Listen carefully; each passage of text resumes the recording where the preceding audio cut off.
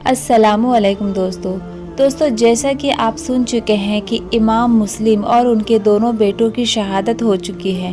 اب آگے جب امام مسلم کا خط امام حسین رضی اللہ تعالیٰ عنہ تک پہنچا تو آپ امام حسین رضی اللہ تعالیٰ عنہ کے پاس گفا جانے کا کوئی آپشن نہیں بچا کہ ہم وہاں نہ جائیں، کیونکہ امام مسلم خط میں یہ لکھ چکے تھے کہ یہاں کے حالات بہت بہتر ہے، لوگ آپ کا انتظار کر رہے ہیں، اگر آپ نہیں آئے تو حالات بدتر ہو جائیں گے۔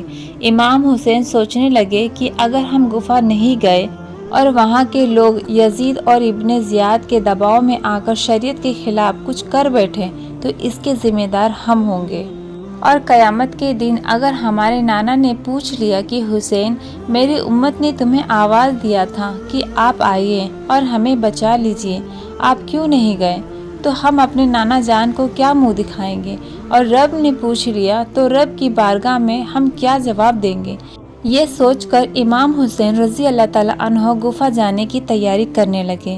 جب یہ خبر مکہ والوں کو ہوئی تو وہ لوگ نہیں چاہتے تھے کہ امام حسین گفا کی سرزمین پر جائے، یہاں تک کہ بڑے بڑے صحابہ حضرت عبداللہ ابن عباس، عبداللہ ابن عمر، حضرت جابر، حضرت ابو سعید خدری رضی اللہ تعالیٰ عنہ وغیرہ آپ کے پاس آئے اور عرض کیا کہ آپ گفا ہرگز نہ جائیں، کیونکہ وہاں کے لوگ پیسوں کے بڑے لالچی ہیں۔ ان لوگوں نے آپ کے بابا حضرت علی رضی اللہ تعالیٰ عنہ اور بھائی حضرت حسن رضی اللہ تعالیٰ عنہ کے ساتھ کھلی ہوئی غداری اور بے وفائی کی ہے۔ وہاں پر ابن زیاد کا حکم چلتا ہے اور وہاں کے لوگ ابن زیاد کے خلاف آپ کا ساتھ نہیں دیں گے۔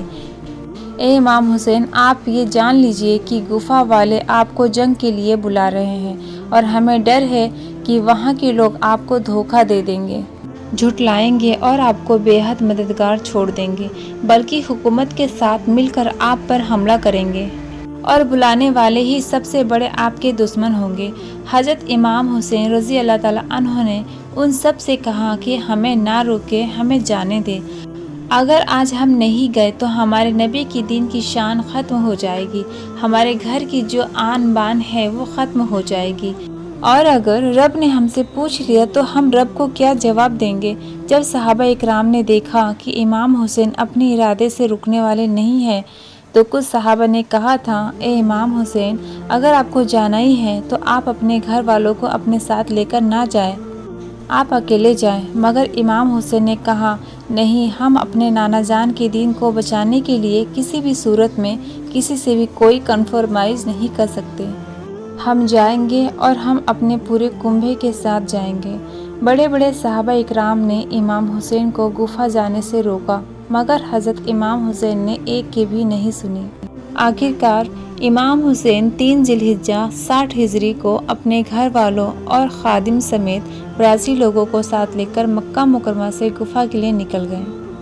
آپ کے ساتھ جو اہل بیت تھے ان میں سے کچھ یہ ہیں۔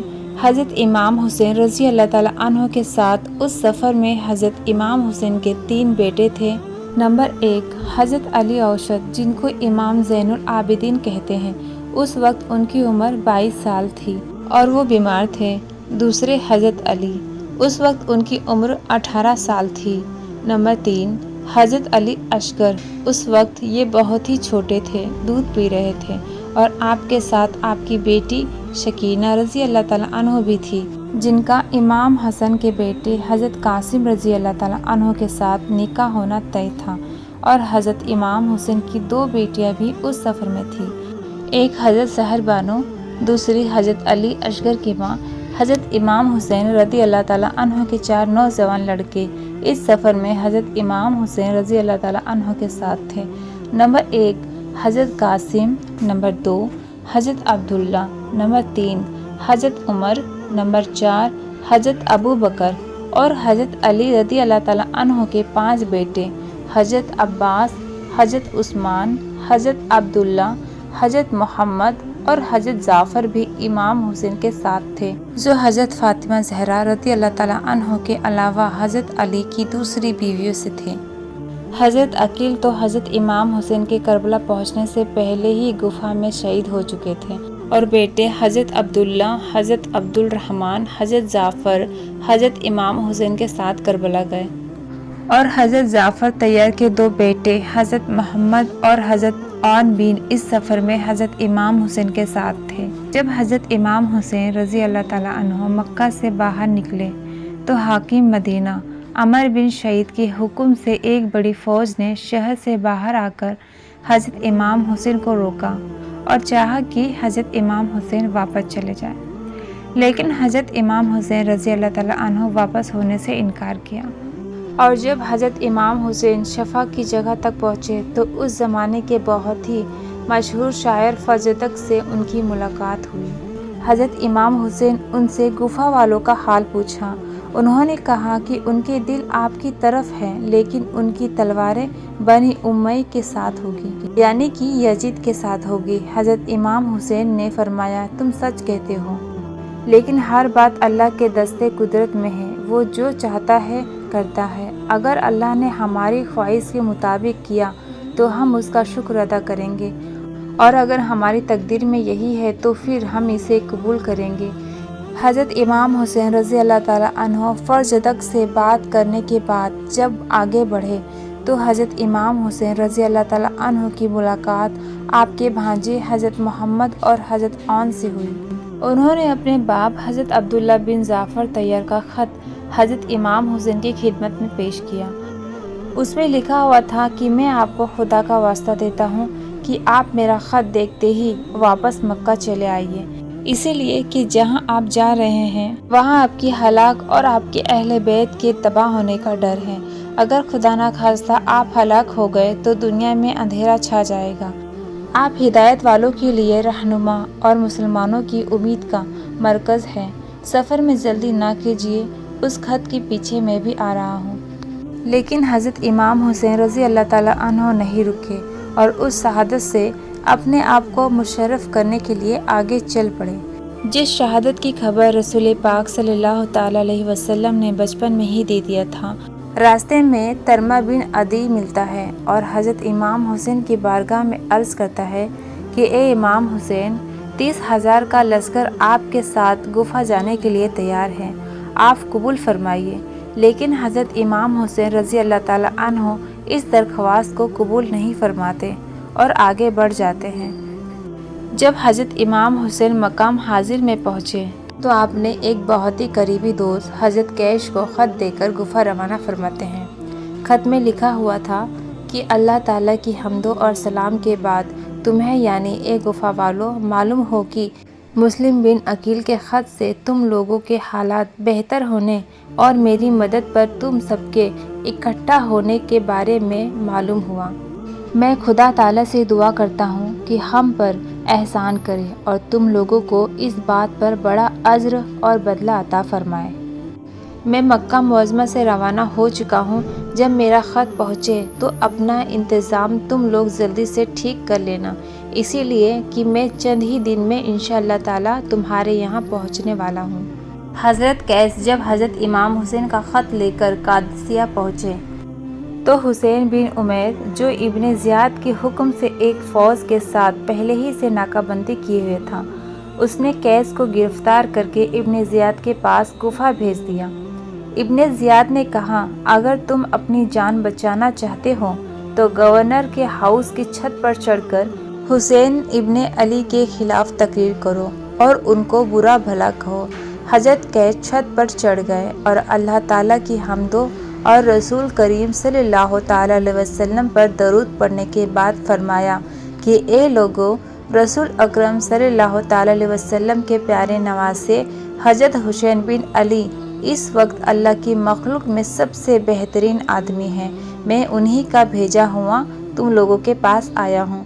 تمہارے لیے ضروری ہے کہ ان کی مدد کے لیے قدم بڑھاؤ اور ان کی آواز پر لبیک کہو۔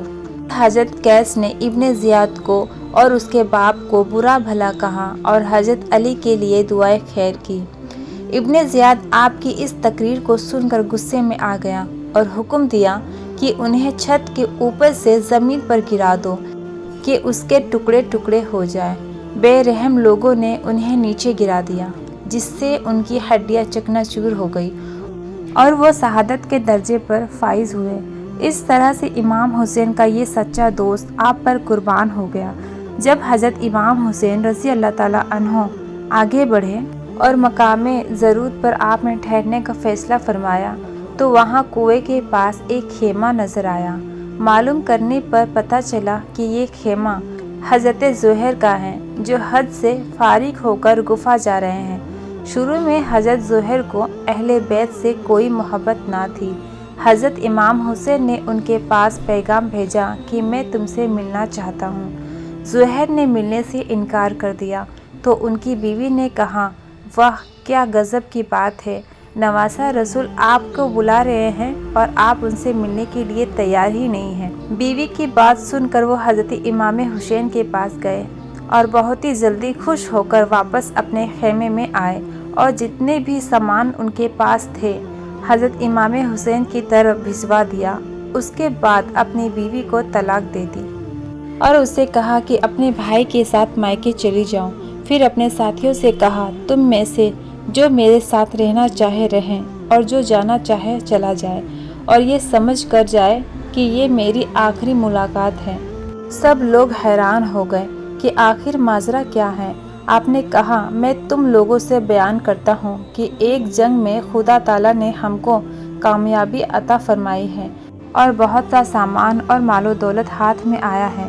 تو حضرت سلمان فارسی نے ہم سے پوچھا کہ اس کامیابی اور اس مال و دولت سے تم کو خوشی ہوئی؟ ہم نے کہا، ہاں بہت خوشی ہوئی۔ انہوں نے فرمایا، ایک وقت آئے گا کہ تمہیں رسول اکرم صلی اللہ تعالیٰ علیہ وسلم کے گھر کے جوانوں کے سردار حضرت امام حسین سے ملیں گے اور ان کی مدد میں ان کے دشمنوں سے جنگ کرو گے، تو اس وقت اس کامیابی اور مال و دولت سے زیادہ تمہیں خوشی ملے گی۔ لہٰذا میں تم لوگوں کو اللہ تعالیٰ کے سپرد کرتا ہوں۔ اس کے بعد حضرت زہیر حضرت امام حسین کے ساتھ مل جاتے ہیں۔ حضرت امام حسین کو ابھی تک گفا کے حالات معلوم نہ ہوئے تھے۔ یہ معلوم نہ ہو پایا تھا کہ گفا والوں نے امام مسلم اور ان کے دونوں بیٹوں کے ساتھ کیا کیا۔ جب حضرت امام حسین اس جگہ پہنچے جسے سالبیہ کہا جاتا ہے تو ایک شخص کے ذریعے آپ کو معلوم ہوا، اسے بکر کہا جاتا ہے، کہ مسلم بن عقیل، ہنی بن عروہ دونوں شہید کر دیے گئے ہیں اور ان کی لاشوں کو پاؤں میں رسیاں باندھ کر بازاروں میں گھسیٹا گیا۔ اس دردناک خبر کو سن کر امام حسین نے بار بار اِنَّ لِلَّهِ وَإِنَّ إِلَيْهِ رَاجِعُونَ پڑھا۔ راستے میں آ کر حسینی قافلے سے جو لوگ ملے تھے ان لوگوں نے حضرت امام حسین سے کہا، خدا کے واسطے آپ اپنی اور اپنے گھر والوں کی جان خطرے میں نہ ڈالیں، یہیں سے واپس ہو جائیے، اسی لیے کہ گفا میں آپ کا نہ کوئی دوست ہے نہ کوئی مددگار۔ ہمیں ڈر ہے کہ جو لوگ آپ کو بلانے والے ہیں وہی آپ کے دشمن ہو جائیں گے۔ یہ سن کر امام مسلم کے تینوں بھائی کھڑے ہو گئے اور جوش میں آ کر کہا، خدا کی قسم ہم واپس نہیں لوٹیں گے جب تک امام مسلم کے خون کا بدلہ نہیں لے لیں گے یا ہم بھی انہی کی طرح قتل نہ کر دیے جائیں گے۔ حضرت امام حسین نے ان لوگوں سے فرمایا جو لوگ واپس ہونے کا مشورہ دے رہے تھے کہ ان لوگوں کے بعد زندگی میں کوئی مزہ نہیں۔ حضرت امام مسلم حضرت امام حسین کے ساتھیوں میں سے کچھ نے کہا کہ اے امام حسین، آپ کی اور امام مسلم کی برابری نہیں۔ جب آپ گفا پہنچ جائیں گے تو وہاں کے سب لوگ آپ کی مدد کے لیے دوڑ پڑیں گے۔ حضرت امام حسین نے ان کے بات پر ہاں نہیں فرمایا بلکہ خاموش رہے۔ پھر قافلہ آگے بڑھتا رہا اور ابھی تک سب لوگوں کو حضرت امام مسلم کی شہادت کی خبر نہ تھی۔ جب قافلہ کچھ دور پہنچا تو امام حسین نے پورے قافلے والوں سے فرمایا کہ ہمیں دردناک خبر ملی ہے کہ مسلم بن عقیل شہید کر دیے گئے ہیں، اور جن لوگوں نے ہماری اطاعت اور فرمانبرداری کا وعدہ کیا تھا انہوں نے ہمارا ساتھ چھوڑ دیا ہے۔ لہٰذا جو شخص تم میں سے واپس ہونا چاہے وہ واپس چلا جائے، ہماری طرف سے اس پر کوئی الزام نہیں ہوگا۔ بہت سے لوگ جو راستے میں حسینی قافلے میں آ کر ملے تھے اس اعلان کے سنتے ہی تقریباً سب دائیں بائیں روانہ ہونے لگے اور زیادہ تر وہی لوگ قافلے میں رہ گئے جو مدینہ طیبہ سے حضرت امام حسین کے ساتھ چلے تھے۔ حضرت امام حسین رضی اللہ تعالیٰ عنہ حسینی قافلے کے ساتھ چلتے رہے، یہاں تک کہ جب حضرت امام حسین اس جگہ پہنچ گئے جسے जी हसन कहा जाता है। वहाँ एक पहाड़ था।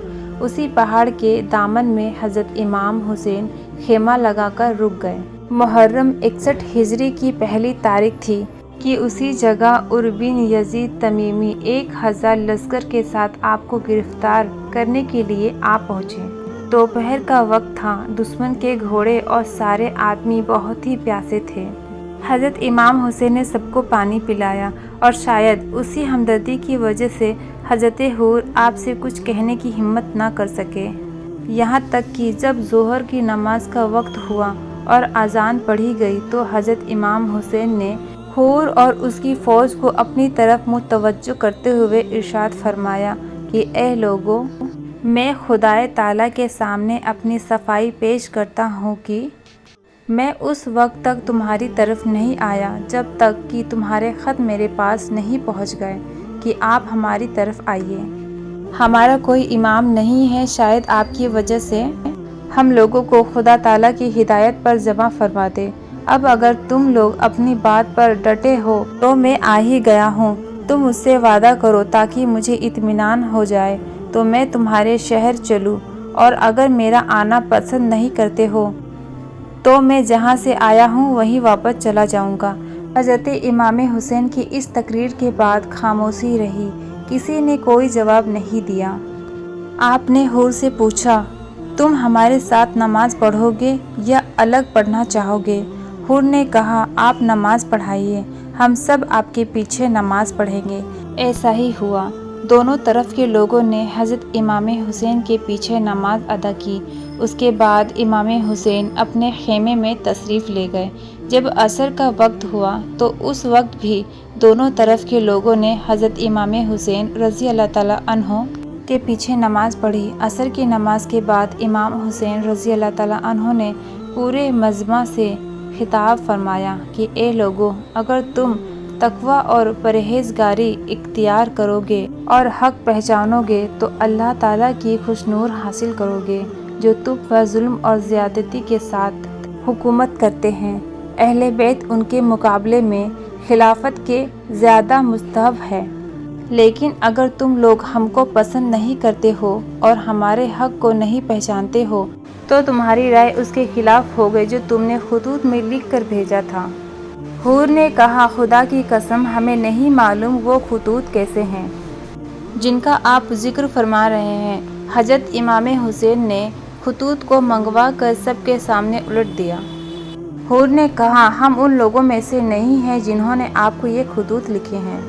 हमको तो ये हुक्म दिया गया है कि जहाँ भी आप मिल जाए हम आपका साथ ना छोड़ें, यहाँ तक कि इब्ने ज़ियाद के पास पहुँचा दें। आपने फरमाया, इस मकसद के हासिल करने से तेरे लिए मर जाना ज़्यादा आसान है।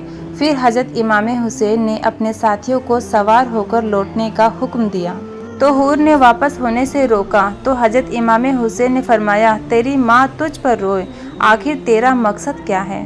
फिर हूर ने कहा, खुदा की कसम अगर आपके अलावा कोई दूसरा अरबी इंसान ये बात कहता तो मैं उसकी माँ को भी वैसा ही कहता, लेकिन आपकी वालिदा माजदा का जिक्र मैं भलाई के साथ करूँगा। इमाम हुसैन ने फरमाया, तू क्या चाहता है? उसने कहा, मैं आपको इब्ने ज़ियाद के पास ले जाना चाहता हूँ। आपने फरमाया, खुदा की कसम ये नहीं होगा। उसने कहा, खुदा की कसम मैं आपको नहीं छोड़ूंगा। इस तरह से बहस होती रही। आखिर में हूर ने कहा, मुझे आपसे लड़ने का हुक्म नहीं दिया गया है, मुझे तो सिर्फ ये हुक्म है कि मैं आपके साथ रहूं यहाँ तक कि आप गुफा पहुँच जाएं।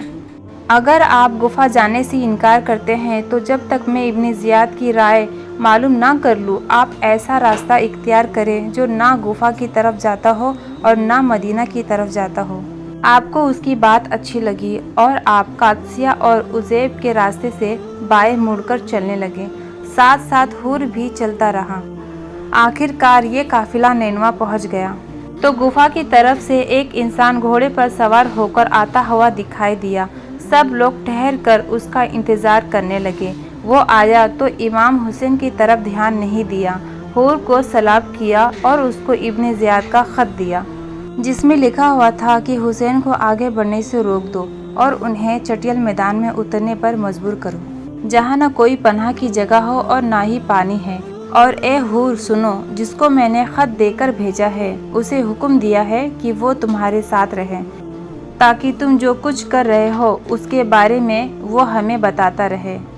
امام حسین اور ان کے ساتھیوں کو ابن زیاد کی طرف سے جو خط آیا تھا، حور نے ان کے بارے میں بتایا۔ حضرت امام حسین نے فرمایا، اچھا ہم کو ذرا آگے بڑھ کر سامنے والے گاؤں میں ٹھہرنے دو۔ حور نے کہا، ہمیں تو چٹیل میدان میں ٹھہرنے کا حکم دیا گیا ہے اور نگرانی ہمارے ساتھ ہے، یہ ابن زیاد کو ہمارے ہر کام کی خبر دیتا رہے گا۔ حور کے اس جواب پر حضرت امام حسین کے ساتھیوں میں جوش پیدا ہو گیا۔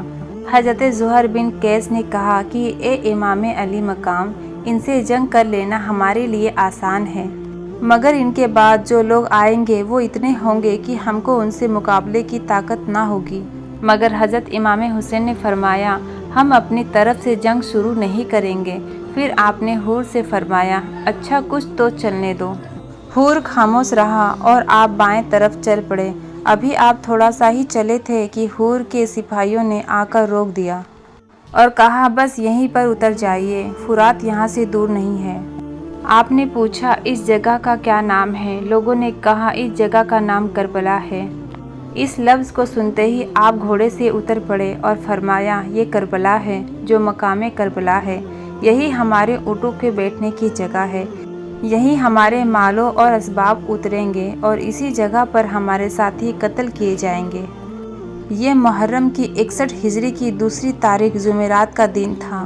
دوستو، اب اس کے آگے کا واقعہ انشاءاللہ اگلی ویڈیو میں سنیں گے۔ ہم امید کرتے ہیں کہ ویڈیو آپ کو سمجھ میں آ گئی ہوگی۔ اللہ حافظ۔